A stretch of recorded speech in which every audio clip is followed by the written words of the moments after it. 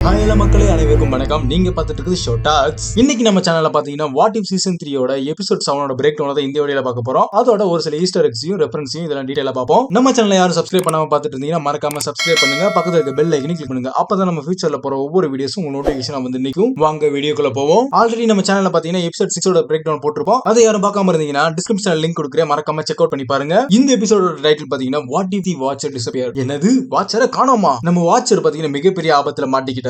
அதைத்தான் இந்த ஸ்டோரி லைன்ல எக்ஸ்ப்ளோர் பண்ண போறோம். அதாவது கேப்டன் கார்ட்டர் தலைமையில பாத்தீங்கன்னா ஒரு டீம் ஆஃப் ஹீரோஸ் ஒன்னா சேர்ந்து காப்பாத்தப்புறம் தான் காமிச்சிருப்பாங்க. இந்த எபிசோட எண்டிங்ல பாத்தீங்கன்னா நம்ம எமினன்ஸ் வந்து வாட்சர் கிட்ட பெக்கி அவரோட டீமும் ஏகப்பட்ட விஷயங்கள்ல ஈடுபட்டுக்கிட்டு இருக்காங்க. இந்த விஷயத்துல அவன் மூக்கு நுழைக்காம இருக்கணும்னா அவங்க தடுத்து ஆகணும்னு சொல்லிட்டு இருப்பாரு. அதுக்கப்புறம் பாத்தீங்கன்னா நம்ம பெக்கி வந்து இன்ஃபினிட்டி அல்ட்ரான சந்திக்கிறாங்க. அந்த டைம்ல எமினன்ஸ் எப்படி அங்க வந்து நம்ம பெக்கிய எப்படியோ கிட்னாப் பண்ணி இருந்திருப்பாரு. நம்ம வாட்சர் எப்படியே சேஃபா இருக்காரு. ஆனா நம்ம பெக்கி தான் எமினன்ஸ் கையில மாட்டிக்கிட்டதுனால மரண ஆபத்துல இருந்திருப்பாங்க. அதிர்ஷ்டவசமா பாத்தீங்கன்னா அவங்க டீம் வந்து அவங்களை எப்படியோ ட்ராக் பண்ணிடுறாங்க. அதாவது பேர்டி, சாம் அண்ட் ககோரி இவங்க எல்லாருமே இன்ஃபினிட்டி அல்ட்ரானோட லாஸ்ட் ஷேர்ல ஃபியூஸ் பண்ணி எப்படியோ வாட்சரோட ரியலம்குள்ள என்ட்ரி ஆகுறாங்க. இதன் மூலமா இவங்களால ரியாலிட்டியும் தாண்டி வந்து கேப்டன் கார்ட்டர் ஹெல்ப் பண்ணிருப்பாங்க. ஓகே, வாங்க எபிசோட பிரேக் டவுன் பண்ணிடுவோம். அதாவது எபிசோட் ஓபனிங்லயே பாத்தீங்கன்னா ஒரு பெரிய இன்டர்கலெக்டிக் மான்ஸ்டர் சொல்லப்படுற மாதிரி ஒரு ஸ்குட் வந்து ஜாண்டர் மேல மிகப்பெரிய தாக்குதலே தாக்க ஆரம்பிச்சிருக்கும். அந்த டைம்ல பாத்தீங்கன்னா நம்ம நோவா பிரைமான நெபுலா வந்து அவங்களோட ஃபோர்ஸை வச்சு தடுக்க பார்ப்பாங்க. ஆனா அதை எதுக்குற அளவுக்கு அவங்ககிட்ட பவர்ஸும் இல்ல, ஆட்கள் இல்லாம இருந்திருப்பாங்க.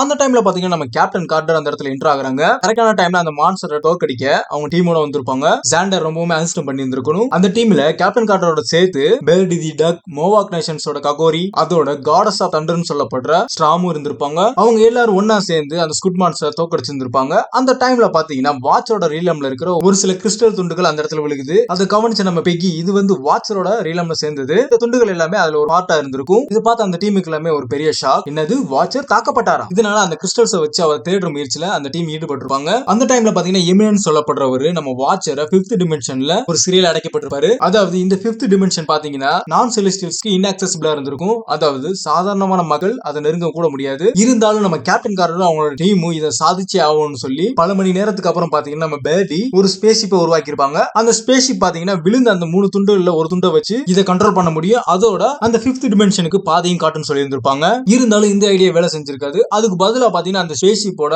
அந்த பீஸும் வெடிச்சு போயிருந்திருக்கும். முதல் முயற்சி கையில் கொடுக்கலன்னா என்ன, இன்னும் 2 பீஸ் இருக்குல்ல, அதை வச்சு அடுத்தடுத்து முயற்சி பண்ணி பார்ப்போம்னு சொல்லி அடுத்து பாத்தீங்கன்னா நம்ம ஸ்டார்ம் ஆஸ்கார்டியன் ஸ்பெல்ல வச்சு 2வது துண்டை வச்சு பைஃப்ராஸ்ட் மூலமா 5th டிமென்ஷனுக்கு உண்டான பாதையை சமன் பண்ண பார்த்திருப்பாங்க. ஆனா அந்த முயற்சியுமே வேலை செஞ்சிருக்காது. அதுக்கு பதிலா பாத்தீங்கன்னா அந்த 2வது துண்டுமே அழிஞ்சு போயிருந்திருக்கும். அதுக்கப்புறம் அந்த டீமுக்கு பாத்தீங்கன்னா 3வது மற்றும் கடைசியா இருக்கிற இந்த துண்டு தான் நம்ம வாட்சரை கண்டுபிடிக்கிறதுக்கு ஃபைனல் சான்ஸா இருக்கும்னு யோசிக்கிறாங்க. அதோட ட்ரை பண்ணியும் பாக்குறாங்க. சரி 1 2 தான் புட்டுக்குச்சு, 3வது கை கொடுக்கும்னு நினைச்சு ஒரு பிளான போடுறாங்க. அப்போ பாத்தீங்கன்னா நம்ம ககோரி வந்து வாட்சரோட ரீலம்குள்ள தான் சுயமா அந்த டிமென்ஷனுக்குள்ள போனது ஒரே ஒரு ஆள், அது இன்ஃபினிட்டி அல்ட்ரான் தான் ரியலைஸ் பண்றாங்க. இதோட ஸ்டோரி பாத்தீங்கன்னா வாட் இஃப் சீசன் 1 எபிசோட் 8ல காமிச்சிருந்திருப்பாங்க. அப்போ அந்த டீம் பாத்தீங்கன்னா செயல் இல்லாம அழிஞ்சு போன ஒரு டைம் லைன்ல இருந்து இன்ஃபினிட்டி அல்ட்ரானை யூஸ் பண்ண டிசைட் பண்றாங்க. இந்த மிஷன்ல எதுவும் பேக் ஃபயர் ஆச்சுன்னா, அதாவது அவங்களுக்கு ஆபத்தா முடிஞ்சதுன்னா டிவியோட ரீசெட் சார்ஜரை வச்சு அந்த டைம் லைனை ப்ரூவ் பண்ணிடலாம்னு சொல்லி முடிவு பண்ணி இருந்திருப்பாங்க. அதாவது இந்த பிளானை பத்தி நம்ம பெக்கிக்கு ஒரு நெருடல் எப்பவுமே இருந்துகிட்டே இருந்திருக்கும். அவங்க இந்த இன்ஃபினிட்டி அல்ட்ரானை யூஸ் பண்றத பத்தி கவலைப்பட்டிருக்க மாட்டாங்க.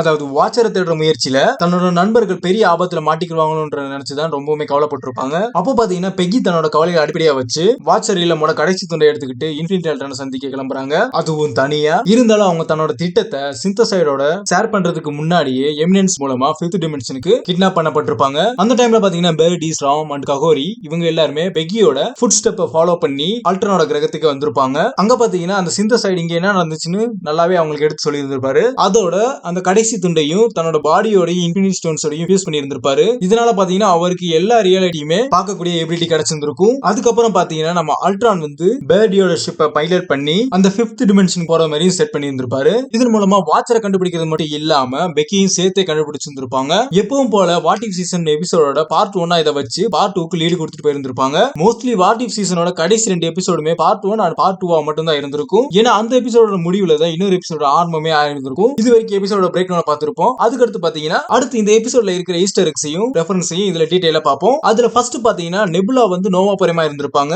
வாட் இஃப் சீசன் 2ல இருந்து. இந்த ரியாலிட்டி தான் வாட் இஃப் சீசன் 2 எபிசோட் 1ஆவே இருந்திருக்கும். அதுல ஜாண்டரை எப்படி ப்ரொடெக்ட் பண்ணி நோவா பிரைமா இருந்திருப்பாங்க, நல்லாவே எக்ஸ்பிளைன் பண்ணி இருந்திருப்பாங்க. இதுல ரெண்டாவது பாத்தீங்கன்னா வாட் இஃப் சீசன் 1 ஹைட்ராவோட சாம்பியன் தான் இருக்காரு. ஹைட்ரா சாம்பியன் வேற யாரும் இல்ல, அதாவது ஸ்கியூட்னு சொல்லப்படுற ஒரு ஆக்டோபஸ் தான் இன்டர் டிமென்ஷனல் பீஸ்டாவே இருந்திருக்கும். இது கூட தான் வேர்ல்டு வேர்ல்டு வார் 2ல நம்ம கேப்டன் அமெரிக்கா எதிர்த்து ஃபைட் பண்ணி அந்த போர்ட்டலுக்குள்ள போயிருந்திருப்பாங்க. அதுக்கப்புறம் 70 வருஷம் கழிச்சு பிரசன்ட் டேக்கும் அந்த போர்ட்டல் மூலமா வெளியே வந்திருப்பாங்க. இதை நம்ம வாட் இஃப் சீசன் 1 எபிசோட் 1ல பார்த்திருப்போம். இந்த சீசன் 3ல பாத்தீங்கன்னா இதுக்கு முன்னாடி வந்து ப்ரீவியஸ் சீசன்ல இருக்கிற எபிசோட்ஸ் நல்லாவே ரெஃபரன்ஸ் பண்ணி இருந்திருக்காங்க. இதுல மூணாவது பாத்தீங்கன்னா நம்ம கேங்கோட டைம் ஸ்பியர் தான். இந்த எபிசோட்ல இந்த டைம் ஸ்பியர் நம்ம பெக்கிக்கு எப்படி கிடைச்சதுன்னு ரிவீல் பண்ணி இருந்திருக்க மாட்டாங்க. ஆனா இதுல நம்ம பெக்கி அந்த டைம் ஸ்பியரை பைலட் பண்ற மாதிரி காமிச்சிருப்பாங்க. ஃபர்ஸ்ட் இந்த டைம் ஸ்பியர் எல்லாருமே ஆண்ட்-மேன் தி வாஸ்ப் குவாண்டமேனியால தான் பார்த்திருப்போம். அதுக்கடுத்து பாத்தீங்கன்னா நட்டாஷா லியோனி வந்து பேர்டி தி டக்குக்கு வாய்ஸ் பண்ணி இருந்திருப்பாங்க. அதாவது நட்டாஷா லியோனியோட வாய்ஸ் பாத்தீங்கன்னா பேர்டி தி டக்குக்கு நல்லாவே சூட் ஆயிருந்திருக்கும். இந்த பேர்டியா இருந்தா பாக்குறீங்க ஹோவர்ட் அண்ட் டார்சியோட மகளா வளர்ந்திருப்பாங்க. அதாவது எபிசோட் 4ல பாத்தீங்கன்னா ஒரு காஸ்மிக் பேபியை காமிச்சிருப்பாங்க. அவங்க தான் இவங்கன்னு சொன்னவங்க நம்ப முடியுதா? இந்த கேரக்டருக்கு வாய்ஸ் கொடுத்த நம்ம லயோனி பாத்தீங்கன்னா ஃபேண்டாஸ்டிக் ஃபோர் ஃபர்ஸ்ட் ஸ்டெப்ஸ் மூவில பாத்தீங்கன்னா ஒரு மிஸ்ட்ரி ரோல்ல கேஸ்ட் ஆயிருக்காங்க.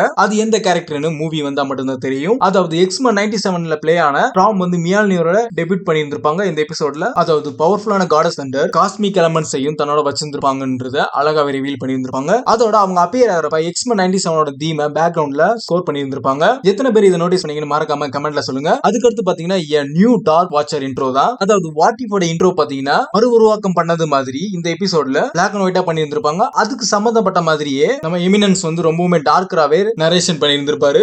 நம்ம வாட்சரே காணாம போயிருந்திருப்பாரு. அவருக்கு பதிலா யாராவது நரேஷன் பண்ணணும்ல, அதுக்கு பதிலா தான் எமினன்ஸ் பண்ணி இருந்திருப்பாரு. இது ரொம்பவுமே கொஞ்சம் புதுசாவே இருந்திருக்கு இதுக்கு முன்னாடி சீசன் இருந்ததை விட. அதாவது பலவித மார்வல் கேரக்டரை ஃபூஸ்பால ரெஃபரன்ஸ் பண்ணி இருந்திருப்பாங்க. சில கேரக்டர் பாத்தீங்கன்னா ஃபூஸ்பால் பிளேயர்ஸா பேர்டியோட ஷிப்ல ஒரு போர்டுல இருந்திருப்பாங்க. அதுல இருக்கிறது யாரெல்லாம் பாத்தீங்கன்னா Janus, Luke Cage, Iron Fist, Red Skull, Kang, Hela, Black Panther, Scarlet Witch, Zemo, Mystique, Magneto, Rogue, Wolverine, She-Hulk, Captain America, Galactus, Loki, Doctor Doom, Invisible Woman, Iron Man, Beta Ray Bill, அதுலயும் ரொம்ப முக்கியமா நம்ம இன்ஃபினிட்டி அல்ட்ரான் இருந்திருப்பாரு. இது மூலமா அடுத்தடுத்த மூவிஸ்ல appear ஆக போற கேரக்டர்ஸை இன்டைரக்டா ரெஃபரன்ஸ் பண்றாங்க போல. அதாவது அவெஞ்சர்ஸ் டூம்ஸ்டே அண்ட் சீக்ரெட் வார்ஸ்ல இந்த கேரக்டர்ல அப்பியர் ஆகுன்ற மாதிரி இன்டைரக்டா ரெஃபரன்ஸ் பண்ணி இருக்காங்க. அதுக்கடுத்து பாத்தீங்கன்னா கார்டியன்ஸ் ஆஃப் தி மல்டிவர்ஸ் அவங்க அல்ட்ரானை சந்திக்கிறதுக்கு கிளம்புறதுக்கு முன்னாடி நம்ம பெக்கி ஒரு போட்டோவை பாக்குற மாதிரி காமிச்சிருப்பாங்க. அந்த போட்டோவை கரெக்டா நோட்டீஸ் பண்ணீங்கன்னா இப்ப இருக்கிற நியூ டீமோட பழைய டீமும் இருந்திருக்க மாதிரி காமிச்சிருப்பாங்க. அதாவது வாட் இஃப் சீசன் 1ல வந்த பார்ட்டி தோர், கமோரா, பிளாக் விடோ அவங்களோட சேர்ந்து ஸ்டார்-லார்டான டிச்சாலையும் காமிச்சிருப்பாங்க. நம்ம மார்வல் பாத்தீங்கன்னா அனிமேட்டட் சீரிஸ்ல அவங்களோட கண்டினியூட்டி அழகாவே மெயின்டைன் பண்றாங்க. இதுல கடைசியா இருக்கிறது பாத்தீங்கன்னா ரீசெட் சார்ஜஸ் ஃப்ரம் டிவிஏ. அதாவது டைம் மெரின்ஸ் அத்தாரிட்டியோட